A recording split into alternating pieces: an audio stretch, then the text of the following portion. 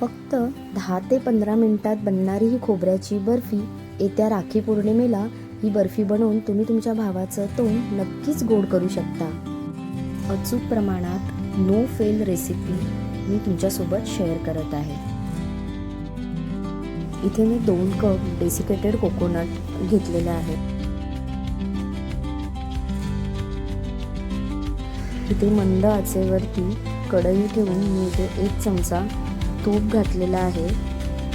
इथे तूप वितळल्यानंतर खोबऱ्याचा किस 2 ते 3 मिनिटं परतून घ्यायचा आहे आणि परतताना आपला गॅस अगदी मंद आचेवरती ठेवायचा आहे। परतताना किस कढईला चिकटणार नाही याची काळजी घ्यायची आहे।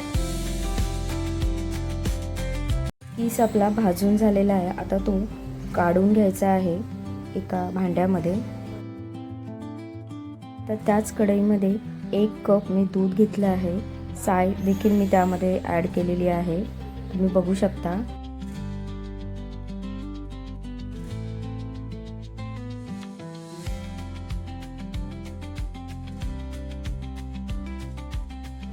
पाऊण कप साखर देखील मी या दुधामध्ये वितळून घेत आहे।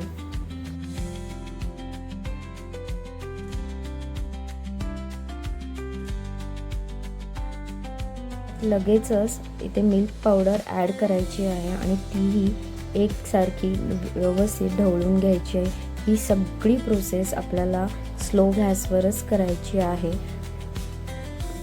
इथे मिल्क पावडर ऐवजी तुम्ही मावा देखील वापरू शकता। मावा तुम्हाला इथे 100 ग्रॅम घ्यायचा आहे।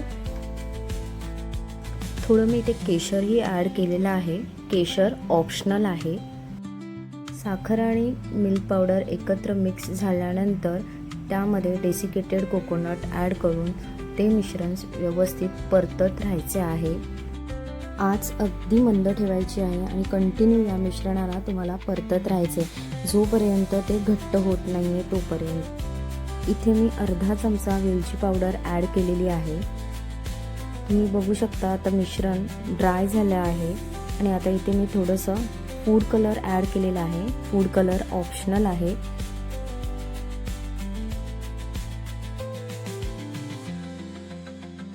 इथे टीनला मी तूप लावून घेतलं आहे ब्रशने।